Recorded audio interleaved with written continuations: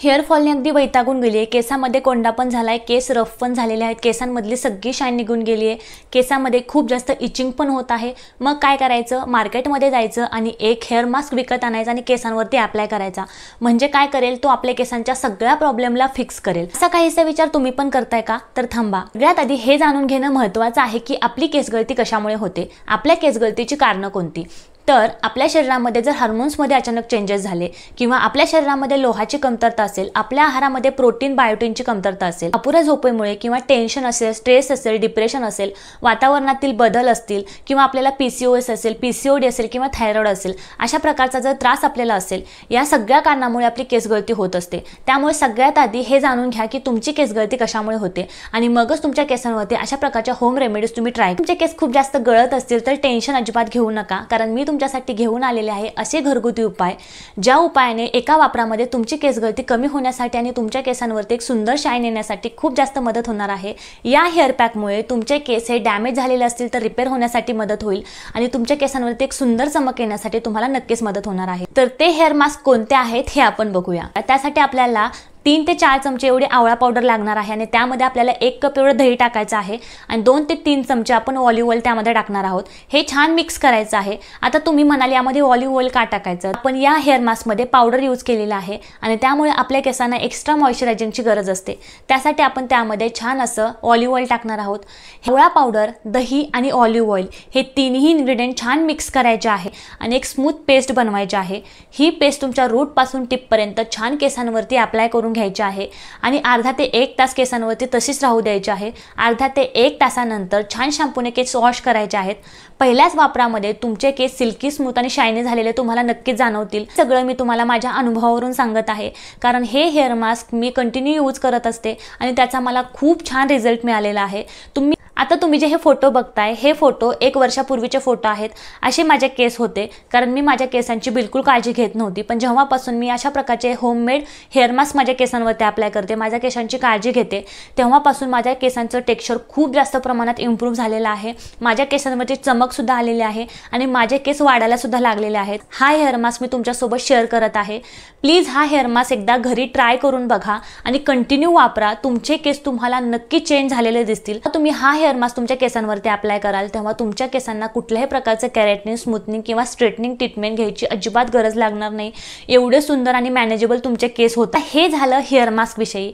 या हेअर मास्कचे तुम्हाला 100% छान रिझल्ट मिळणारच आहेत, पण केसांची काळजी घेताना आपण काही बेसिक मिस्टेक करतो, खूप छोट्या चुका करतो, त्यामुळे सुद्धा आपले केस हे डॅमेज होतात किंवा तुटतात किंवा आपले केस वाढत नाहीत। तर त्या कोणत्या चुका आहेत ज्या की आपण टाळल्या पाहिजेत हे आपण आता बघणार आहोत। नंबर 1, हेअर स्टायलिंग टूल्सचा खूप जास्त वापर करणं।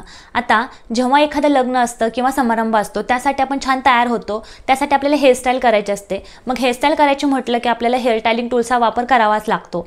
पण हेअर स्टायलिंग टूल्सचा जरी तुम्ही वापर करत असाल तर त्याआधी तुम्ही हेअर प्रोटेक्टिंग स्प्रे तुमच्या केसांवरती नक्कीच अप्लाय करा। त्या व्यतिरिक्त जर तुम्ही रेग्युलर तुमच्या केसांना स्ट्रेटनरचा वापर करत असाल, हेअर कर्लरचा वापर करत असाल किंवा हेअर वाळवण्यासाठी, सुकवण्यासाठी ब्लो ड्रायरचा वापर करत असाल, प्लीज ते आत्ताच बंद करा।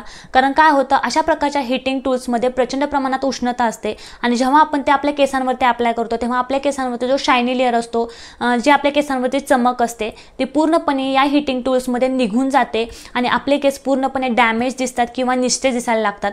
त्यामुळे तुमच्या केसांवरती जेवढ्या कमी प्रमाणात तुम्ही हेअर स्टायलिंग टूल्सचा वापर कराल तेवढा कमी करा। नंबर 2, केसांना हेअर ऑइलिंग न करणं। आता ही चूक बरेच जण करतात, तेलाचा वास येतोय किंवा तेल लावायला आवडत नाही म्हणून बरेच जण तेल लावायचा कंटाळा करतात, पण ही चूक अजिबात करू नका।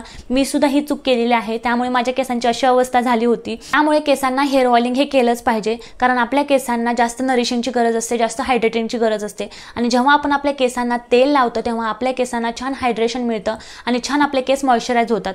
त्यामुळे आठवड्यातून 2दा तरी तुमच्या केसांना छान तेल अप्लाय करायचं आहे आणि तेल केसांवरती अप्लाय करताना ते कोमट करूनच केसांवरती लावायचं आहे आणि छान सर्क्युलर मोशनमध्ये केसांना मसाज करायचा आहे।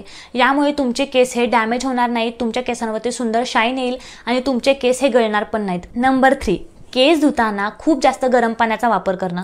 आता ही चूक बरेच जण करतात, पण केसांना जेवढं तुम्ही गरम पाणी लावाल तेवढे तुमचे केस जास्त प्रमाणात डॅमेज होणार आहेत।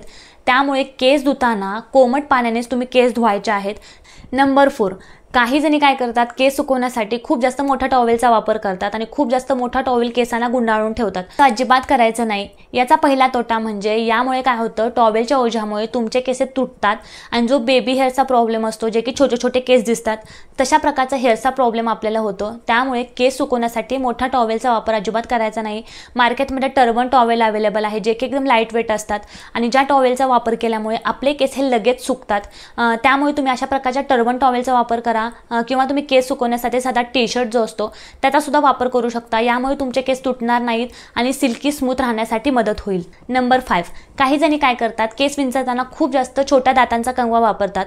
तर नेहमी लक्षात ठेवा, केस विंचरण्यासाठी मोठ्या दातांचाच कंगवा वापरायचा आहे. यामुळे काय होतं, तुमच्या केसातील गुंता हा इझिली निघतो आणि तुमचे केस हे अजिबात तुटत नाहीत. दुसरी महत्त्वाची गोष्ट म्हणजे केस विंचरताना खूप जास्त केस ओढून ताणून विंचरायचे नाहीत. अगदी हलगतपणे तुमच्या केसातील सगळा गुंता काढायचा आहे आणि हलगतपणे केस विंचरायचे आहेत. तुम्ही एखादा केस घेऊन बघा आणि तो केस असा थोडासा ओढा आणि ओढून सोडल्यानंतर तुमचा केस तो वेवी झालेला दिसेल, म्हणजे डॅमेज झाल्यासारखा तुम्हाला दिसेल. त्याचप्रमाणे केस विंचरताना आपल्या केसांच्या बाबतीत सुद्धा होतं. जर आपण कंगव्याच्या सहाय्याने खूप जास्त ओढून ताणून केस जर विंचरायला लागलो तर आपले केस डॅमेज होतात. एक सलग आपले केस दिसत नाहीत आणि आपले केस मधून तुटल्यासारखे दिसतात. त्यामुळे ही चूक अजिबात करायची नाही. केस विंचरताना अगदी सावकाशपणे केस विंचरायचे आहेत. अजिबात केस ओढून ताणून विंचरायचे नाहीत. छोट्या छोट्या टिप्स तुम्ही लक्षात ठेवा. तुमचे केस डॅमेज अजिबात होणार नाही. केस गळत असतील तर ते बंद होण्यासाठी मदत होईल. तुमचे केस डॅमेज झालेले असतील तर ते रिपेअर होण्यासाठी मदत होईल आणि तुमच्या केसामध्ये कोंड्याचा प्रॉब्लेम अजिबात होणार नाही. तर आजचा हा व्हिडिओ तुम्हाला कसा वाटला हे मला कमेंट करून नक्की सांगा. लाईक करा आणि सबस्क्राईब करायला अजिबात विसरू नका. अजून मी कोणत्या विषयावरती व्हिडिओ बनवावेत असं जर तुम्हाला वाटत असेल तेही मला कमेंटमध्ये नक्की सांगा. पुढच्या वेळी त्या विषयावरती व्हिडिओ मी नक्कीच घेऊन येईल. आजपुरतं एवढंच. पुढच्या व्हिडिओमध्ये भेटूया अजून एका नवीन विषयासह. तोपर्यंत थँक्यू.